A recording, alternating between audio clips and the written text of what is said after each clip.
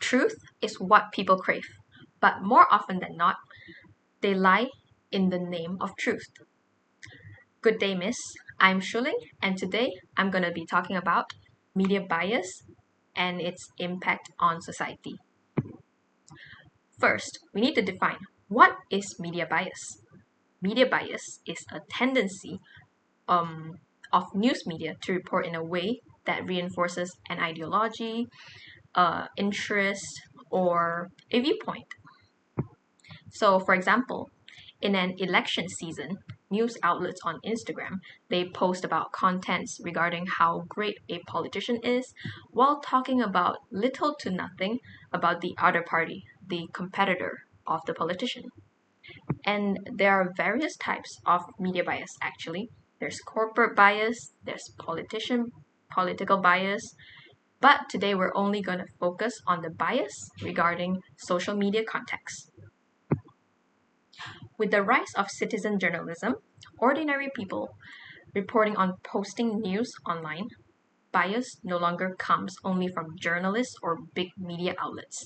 It also comes from content creators and influencers that we scroll by every day. So it can literally be anyone. You, me, anyone.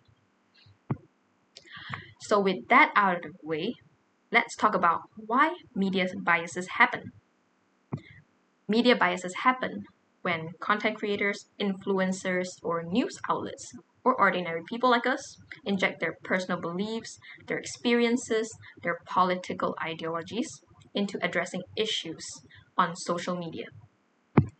It can happen um, intentionally or unintentionally, but either way, it harms society. Well, there are various damages, including like difficulty in differentiating differentiating information's credibility, shattering trust between people, and also marginalizing minorities' voices. First and foremost, let's talk about difficulty in differentiating information's credibility. In today's world, posting a piece of information online is just one click away. Once it's shared, it can quickly reach thousands, millions of people. Anyone can read it, whether it's true or false. People using social media has to think for themselves. Some people, well, a lot of people, I would say, would believe a piece of information very quickly that they saw online, while some others, they would do cross-checking. Basically, once they finish reading or watching the post, they would go verify the source, see who the author is, and when is it published, da da da, you name it. A lot of time. It takes a lot of time to do so. So most people prefer not to. And this is exactly where agenda setting theory by McCombs and Shaw comes in. When people don't verify information for themselves, the media, or in today's case, social media algorithms, they take control of what we think about. Algorithm, you probably hear this phrase a lot. Well, do you know how to define it? In any case, well, let me tell you. Algorithm is a set of instructions deciding what content each user of social media see every day. This means that our feeds, our For You page is reinforces our beliefs uh, that we already have. So like it can deepen our bias towards specific things. Through selective framing, choice of words, manipulation of source, the media subtly tells the public which topics are important and which are not. Take our COVID-19 era in Malaysia, for example. In 2021, someone tweeted that 41 teachers passed away after taking the vaccination. And then after it went viral, people were panicking, like they were hesitant on whether they should take the vaccination. And this is bad because the virus is spreading really fast back then, and the government is trying to like implement this vaccination thing. But Thankfully, the Ministry of Health, Khairi Jamaluddin, later confirmed that the story was fake and everything is fine. This case shows how misinformation, malinformation, and disinformation, whether false, intentional, or harmful, can shape people's decision and twist and turn reality. Next up, we have, media bias shatters trust between the public and the media. Many online content creators wanted to make money, and the currency now is actually the public's attention. Well, you see those people who stays in bed and scrolls for 3 hours straight, and it certainly has been me. Has it been you? That's the question. Well, while we rot in bed, these content creators are making money out of it. And this is often called the attention economy. To attract clicks, these content creators, they exaggerate events, omit some details, or create sensational headlines, sometimes at the expense of truth. A strong example is the BBC's coverage of the Israel and Palestine conflict. Well, studies found that BBC headlines such as often highlights Israelis suffering while neglecting Palestinians' casualties. Headlines like "Rocket Target Tel Aviv After Gaza Tower Destroyed." The Gaza Palestinian territory, while Tel Aviv is a major city in Israel.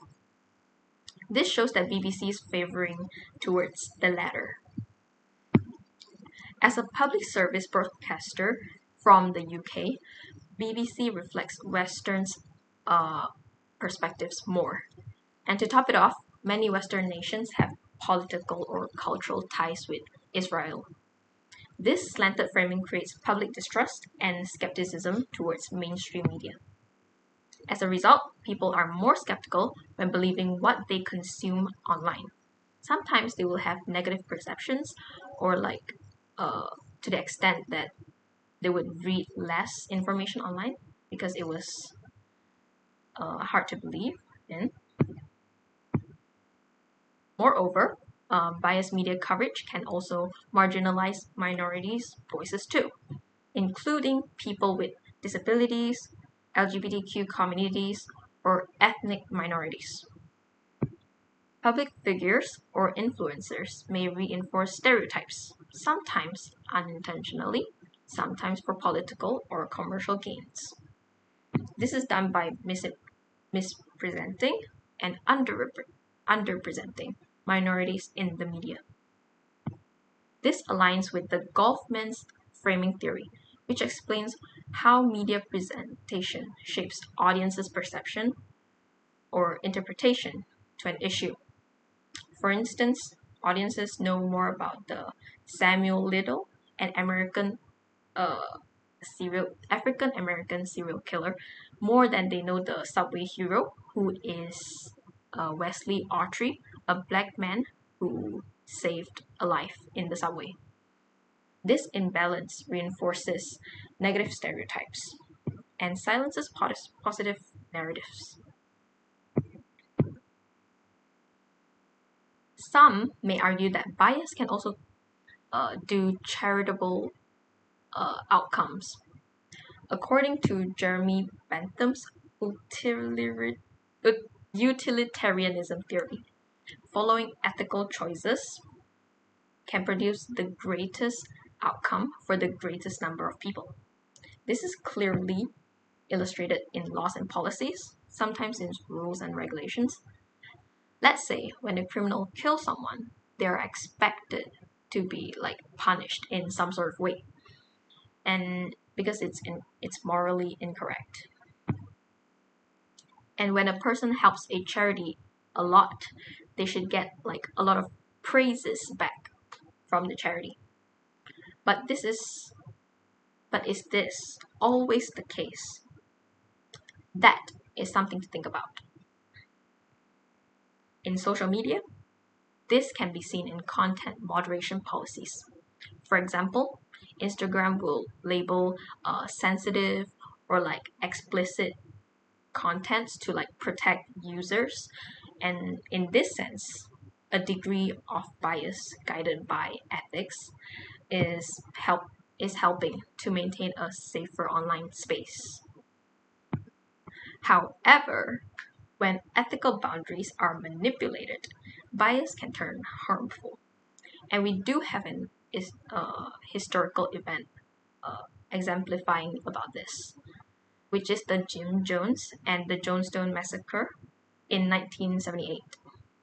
Basically, 900 people died drinking poison because Jim Jones manipulated them by like moral righteousness. This shows how utilitarianism ideals can be twisted and serve personal or ideological ends. To conclude, bias in media, social media can blur our ability to differentiate information's credibility, break trust between people, and marginalize minorities' voices.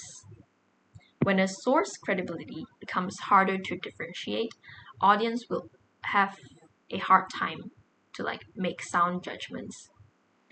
Other than that, the erosion of trust between people lead to like skepticism or like negative perceptions towards online news, and they would start maybe like decline in consuming them. And finally, marginalizing the minority's voice may distort public's perception towards that particular group and exacerbating stereotypes and isolating the group further.